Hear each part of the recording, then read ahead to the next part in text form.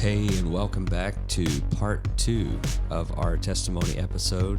We're so glad to have you back. Hope you got your coffee like I do, or your tea, or whatever you got. And just take a few minutes and enjoy this episode, share it with a friend, and come see us on Sunday morning at Freedom Church, Gastonia. Enjoy the episode. It wasn't really a thought of like a relationship. It was just kind of like these moments. And they don't carry you, you know. They're good, but they don't carry you through the hard stuff. So,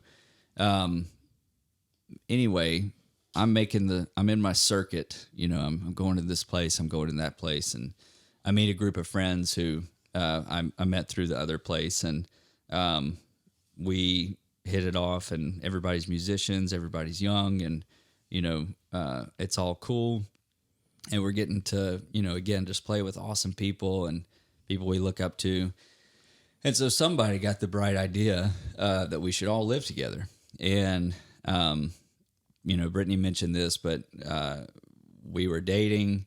And then I'm a little fuzzy on some of the details, to be honest with you. But I know that, like, around that time, I started to change quite a bit. I started to take on a different personality just to kind of fit who I was around. And I lost a lot of like who I was before because I was trying to become who they were and who I thought was, again, like the funny guy and the guy that made everybody laugh. And so I didn't realize it at the moment, but it was a process that really lasted for a while, and it got really damaging. So we move in together. We live in Charlotte. You know, I've still got the tattoo to prove it. So occasionally when we're all together now, you know, we link up and our tattoos match, and they light up, and it's pretty cool. But we're living together, playing music, doing all that stuff. And then very shortly after that, it started to become like a party house, like a frat house. And that's when things really started to progress and like get very, you know, very bad, honestly. But I was basically, you know, depending on who I was around, I was one way. But then when I would go home and I would hang out with my friends, like it was, you know, I let my hair down, so to speak. I would party, I would drink, I would do all these things. I would, you know, and also I was underage, which is horrible to even think about. I mean, I could have gotten in serious trouble. But just doing this stuff that was really damaging, not only to me, but also to my relationships. I mean, during that time, I think we broke up a total of like 2 or 3 times, right? 2 times. So that was probably one of the first. I don't remember. Like I said, I mean, I'm legitimately fuzzy on some of those details. And it just took a downturn. And I would go play on Sundays and, you know, put on a good show or whatever.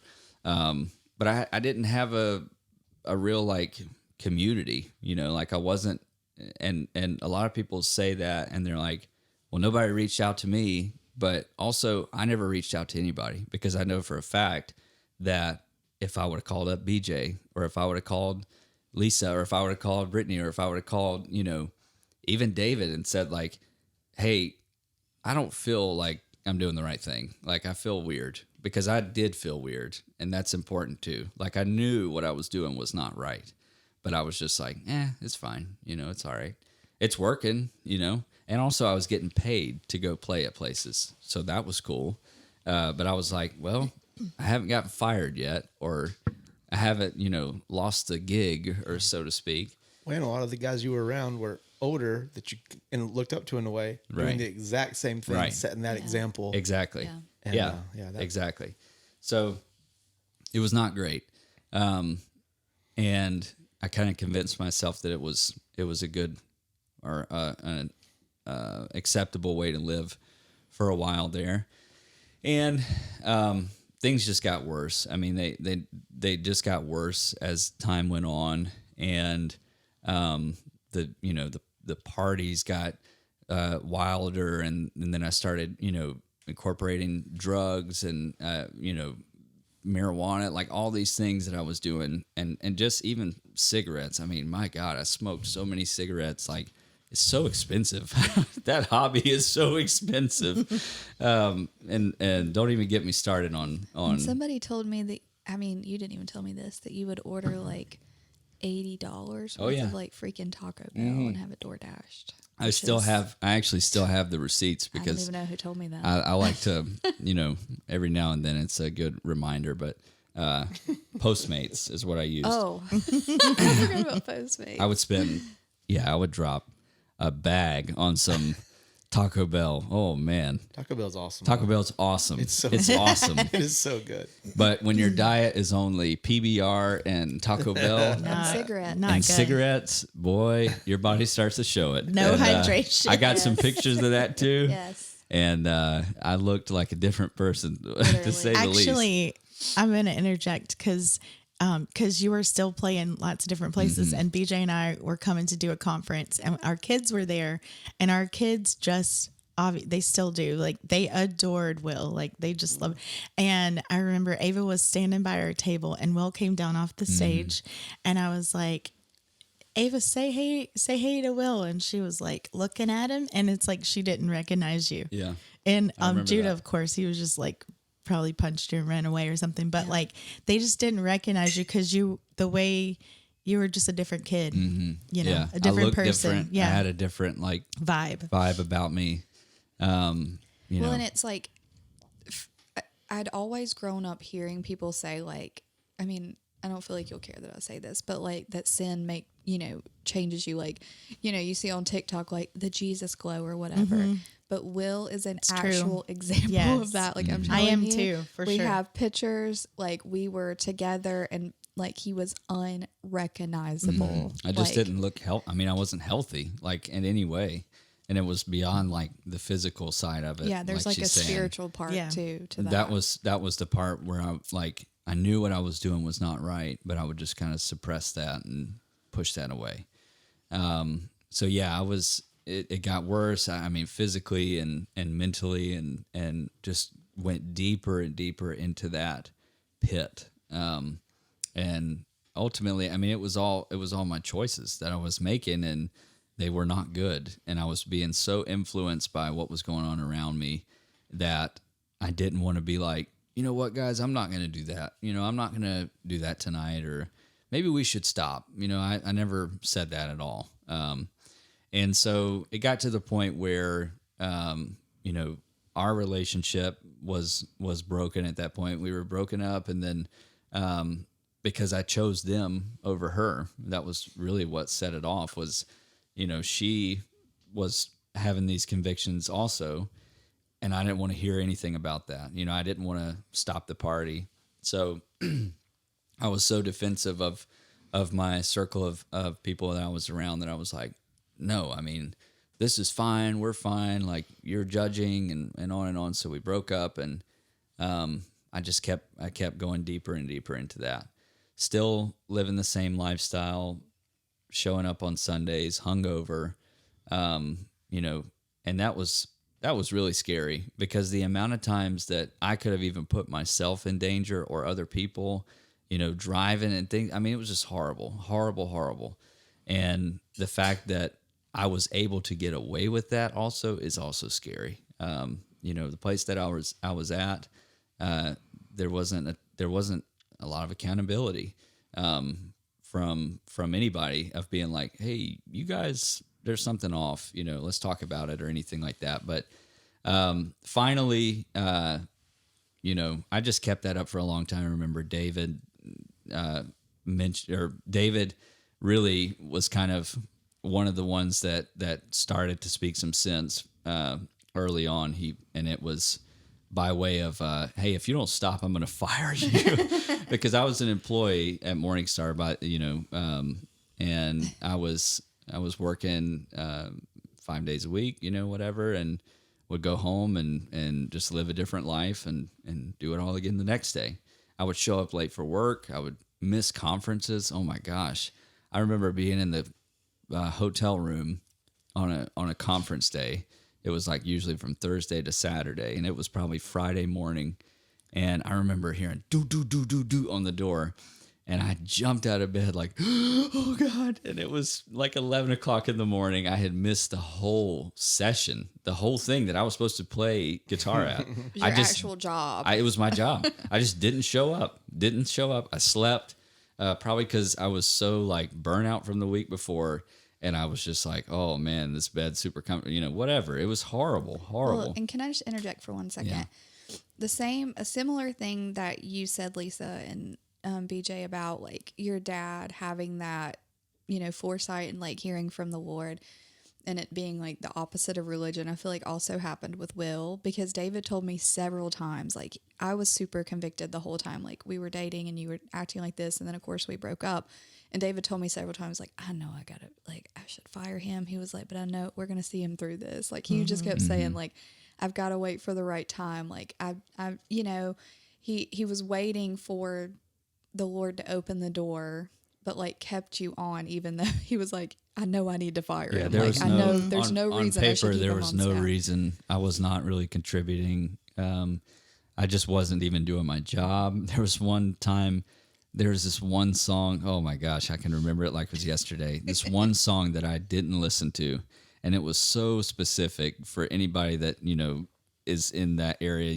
Like you got to listen to your songs before Sunday morning. Like, please do that. Learn your songs, and I didn't. And I was a music director, which is great because I'm telling everybody else what to do, and I didn't even know what I was supposed to do.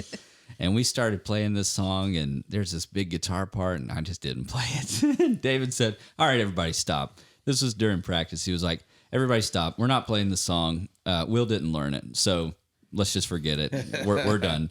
And we'll just do the other ones. Just forget it. And I remember feeling like this small. I was so teeny tiny, and I don't know what I did. I went and walked and stood in a corner or something and tried to rethink my life, but that didn't work. And then so around that time, as I fell, deeper into the pit, what I didn't know was there was a lot of stuff going on the other end. There was a lot of stuff going on behind the scenes that I didn't know about. Brittany mentioned in her testimony, but during that time, I had people who were calling me back, who were fasting, who were praying.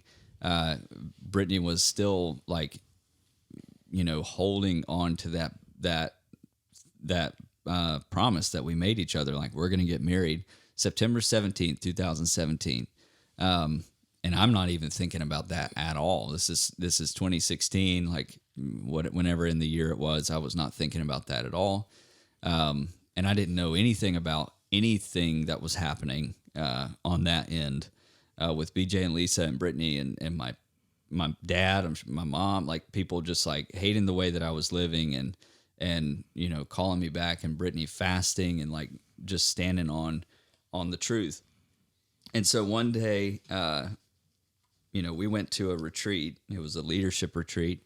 And it was in the mountains, beautiful place called Moravian Falls. And we're wrapping up one of the nights, I remember. And I had David and my friend John and a couple other people, and they just kind of cornered me after one of the sessions. And they were like, it was like an intervention.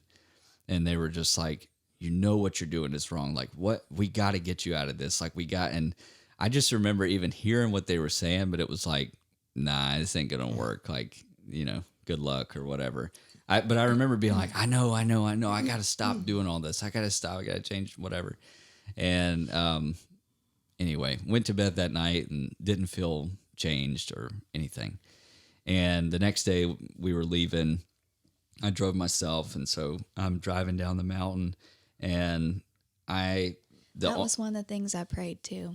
Is that you would specifically not ride with anyone, because I was like, Lord, in the car, like, yeah, you could just encounter the Lord by yourself. Get him, Lord. Yeah. That's true. Well, that's the way that it happened. I was coming around this corner, and there's a part where it really opens up, and you can see it's really beautiful, especially during the fall. And it was like the best way I can describe it is like I woke up from a coma. I've never been in a coma. I don't know, but I just know that it was like I could actually see what was happening in that moment. And I felt like, where am I at? What have I done? Who am I? Like all these questions at once. It was one of the most significant moments of my life, I feel like. And I had probably, an hour drive ahead of me. And that whole time I'm just thinking like, what has been going on? And the Lord's still talking to me, even though I'm like, why do you want to talk to me? But like, he never left, which I realized, but, it was just so clear. The Lord was saying that, what you have to do. Like, what you have to do. You can either, it was a choice of, you can either go home, to your house with your friends and do the same thing tonight that you did a few nights ago, or you can move out and you can make a choice and you can change your life. And I didn't want to do that because I knew that it would be drama, and I didn't, all these things, but I went home. I actually don't even know if I went home. I might have went and stayed with my Mima or something, because I was so shaken up by that.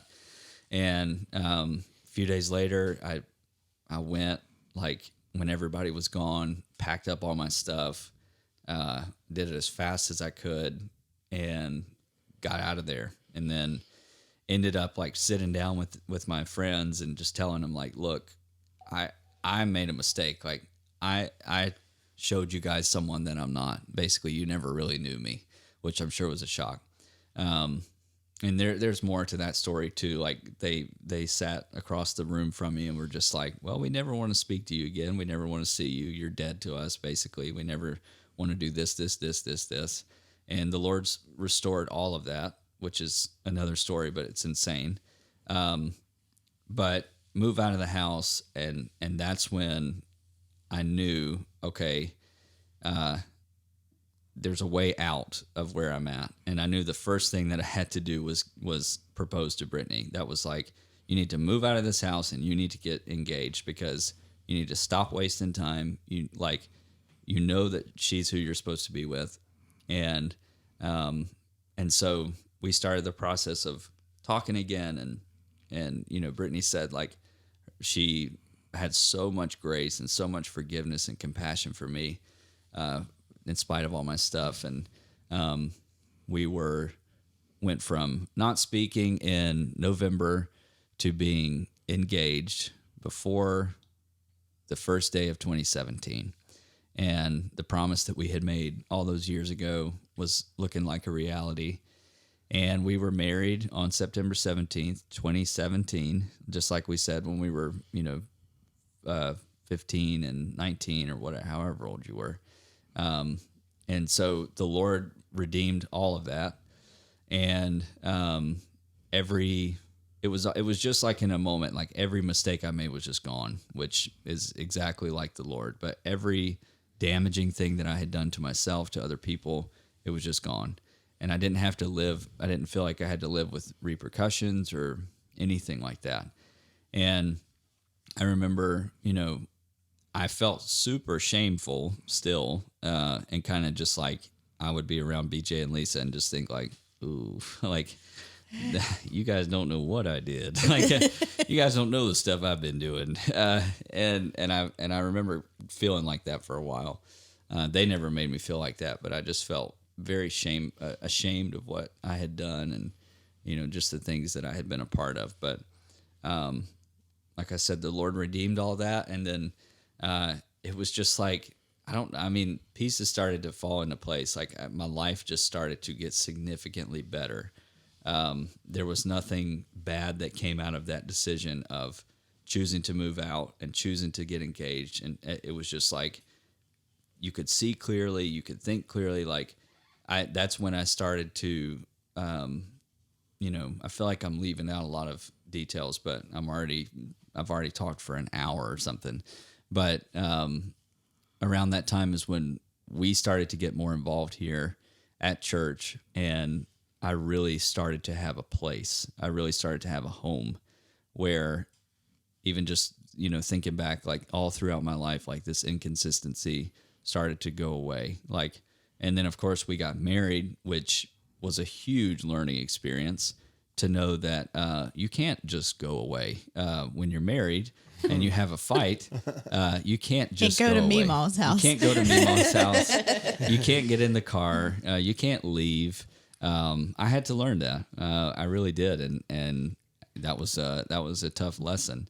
And things started to get very consistent, very very stable in my life, and I started to learn what it means to have a relationship with the Lord, not just to have great worship moments, and not just to hear a good idea, that a good message here and there, and get a little pep up and go about your week until next Sunday. And I started to make my relationship with the Lord, and what that meant to me. I started to make the Word my own. I started to make that time with the Lord my own. And it was, obviously it was always in me, but I never did the work. I never took the time. I never made it a priority. I never, put it above other things. And that's what taught me how to be a husband, how to be a father, how to be a better person, is that choice of making that relationship with the Lord stronger and shaping that. And so anyway, my life is basically, and there's a lot more that I could say, I feel like, but my life is a huge redemption story and a huge testimony of what could have been, or, if I would have stayed there, I wouldn't have any of this. I think about that a lot. Like, when we're going through a tough situation or whatever, I will literally think I would not have any of this. I wouldn't even be able to probably have a car or any, I wouldn't have any money. I wouldn't have, I'm so spend it all on Taco Bell. I'm so thankful. I'm so thankful for what I have. Even if we're in a bad situation, I'm like, man, this bad situation is 1,000 times better than the best, quote unquote, best day that I would have back in that time of my life. You've actually talked to a few friends that were there with you in that time and kind of stayed in that same zone recently. And there's a big difference in their life here 10 years later in yours. Yeah. And even some of them are like, man, you were right. You made the right choice. Mm-hmm.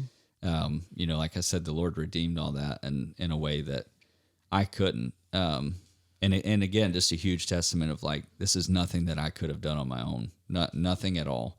And I can look back on so many choices in my life and say that. But our story, mine and Brittany's story, is it's just crazy. I mean, the fact that it all happened like it did, it's nothing that I could have done. And so I guess if I tell my testimony, if there's something that I hope that someone gets out of it, it's you do have the choice. If you feel like you're in a spot right now and you feel like, man, the Lord doesn't want me, or I've gone too far, you can change all that in an instant. You can change it in an instant because He's right there.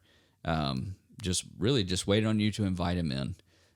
Even if you're doing something horrible, just invite Him in and watch how you start to change. Watch how your heart starts to change towards those things. Like Lisa said, you don't want to do those things anymore. You don't want to be around those people anymore. You don't want to be that person anymore.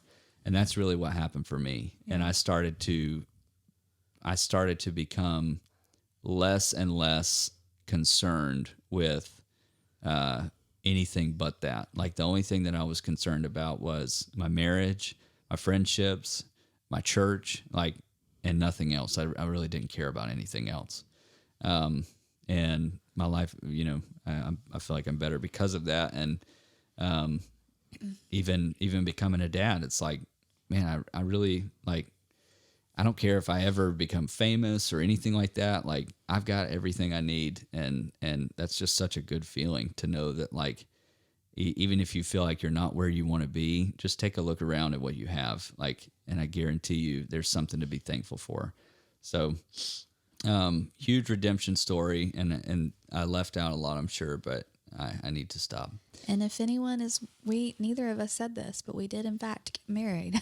we did get September married. 17th, 2017, the day we said we would. We did. BJ married us, and yeah, it's crazy that it even happened. It was I know, a like that possibility. could have been a Wednesday for all we knew, but we're like, that's the day we're getting married. It was a Sunday. Yep.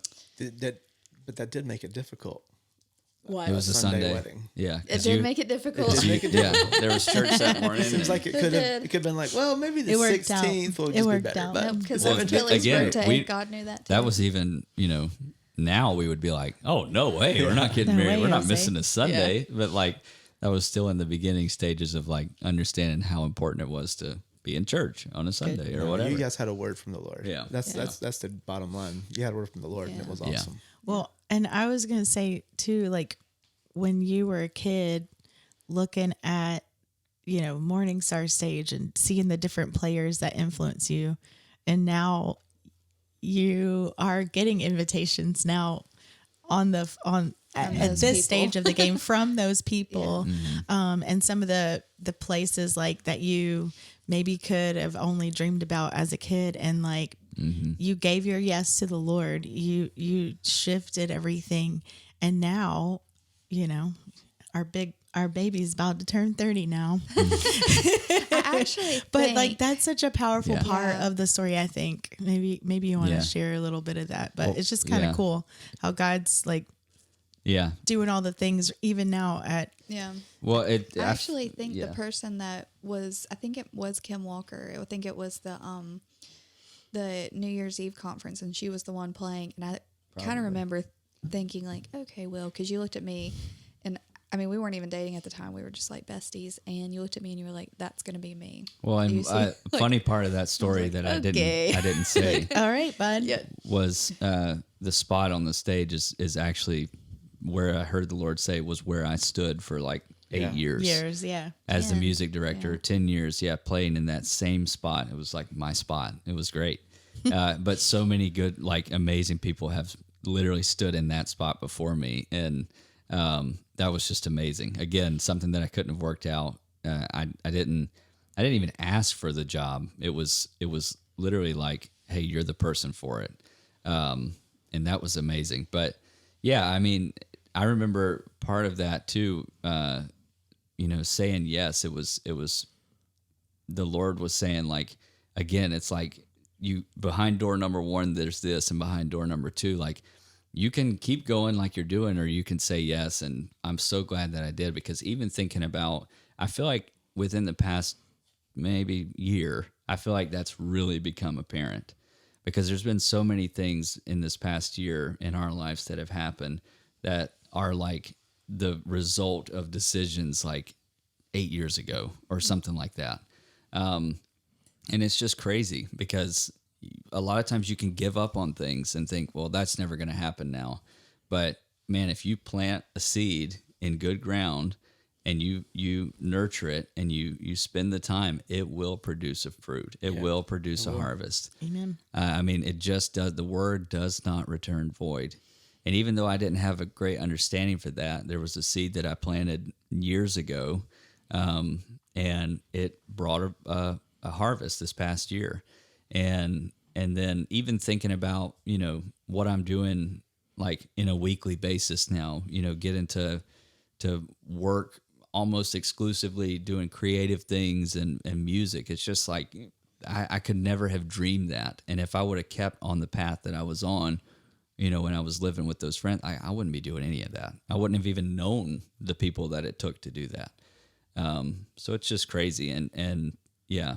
And I guess there is something to like, if you hear the Lord saying it, like for me, I never thought once about, oh, well, that's insane. Like, that's just not going to happen. I feel like I've had those thoughts more as I've gotten older, and that's really just limiting God. But as a kid, I was just like, yeah, I'm going to stand on that spot. What are you talking about? I'm a Harlem yeah, I'm a Harlem Globetrotter. Globetrotter. Like, yeah, what are you talking about? I can do that. That's like, great. There was just this boldness, and That's like childlike faith right there. yeah, and it really did pay off. So if you're listening to that, and even if you have something in your heart that you feel like that feels good, but feels like, oh, that's crazy, like, man, press into that. And and start believing, start imagining. That was a huge thing for me. Just like you can really go as far as you let yourself, honestly, or you can limit yourself in a lot of ways. And yeah, I've seen that happen. So, yeah, thank you, Jesus, for redeeming my life, for redeeming all these friendships. And then, to fast forward to today, as I close this out, if you haven't already turned this off because it's so long, to fast forward to today, yeah, every relationship in my life is, a result of that. I was just telling somebody this the other day, my friend Ben, if you're listening, I was just saying that, it's not by chance or by the stars or anything like that. It's the Lord knew everything. He knew everything from the beginning of time. He knew everything. And it's so crazy to think, because now at this point in my life, every week I get to be around my best friends, and then I get to come to church where all my other friends, like people I've grown up with, are here. And then like I have people helping with my kid. Like, it's just crazy. Like Ava and Judah, like I've known them since they were kids, and now they're like my kids, aunt and uncle. Like you can't, like Austin being the worship pastor here at this church, who has a crazy testimony of his own, but he's one of my best friends since I was a kid. And like, there was a point where he was in Texas and never thought he was going to come back. And then we're all here. We're all in the same place. It's just, it's wild. And so my life is just a constant, like, redemption story, and constant, just like, well, I couldn't have done that. Like, that's the Lord. Like, just look at my life and say, that's the Lord, everything that I have. And so that's amazing. So I'm very, very grateful, to be where I'm at, and not even in a braggy way or anything like that, because I'm not that good.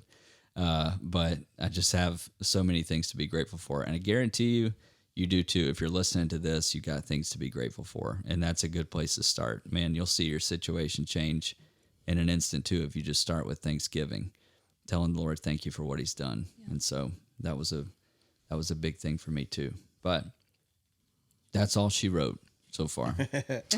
That's the story. That's the story so far. It's not my story. It's his story.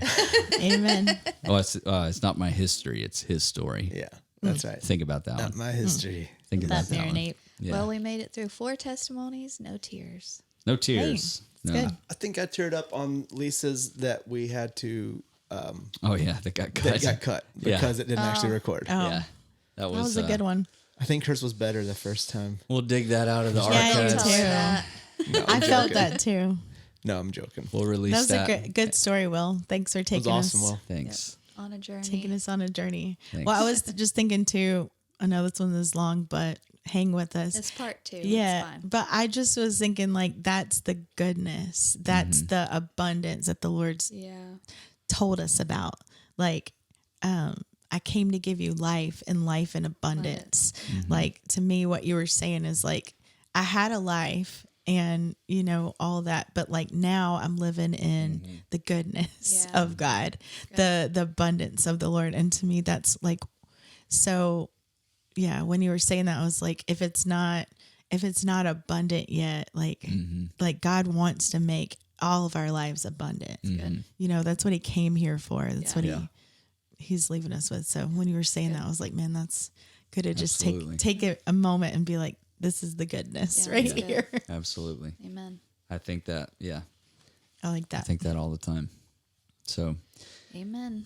that's a good way to wrap out this series. And we will be back next week with a new series, TBD. So stay tuned for that. But we are going to wrap out with our celebratory goodbye that we always do on the count of 3. Also come to church this Sunday.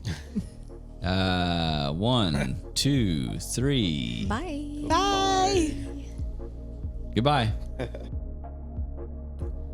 Hey, thanks so much for hanging out with us for Coffee at FCG. We are so thankful for you, and we would love to hear from you. So if you want to get in touch with us, send us a message. whatever you want to do, info@fcgastonia.com. If you'd like to give to our church, obviously we're a church, so it's nonprofit status. You'll get a giving statement at the end of the year. You can go to our website, fcgastonia.com, and hit the giving link right there. It's a great place for you to sow. So we would love to hear from you. Just conversation. Let us know your prayer needs. Let us know what you want to hear us talk about. But we are so glad you're with us, and we will hear from you soon. You'll hear from us soon.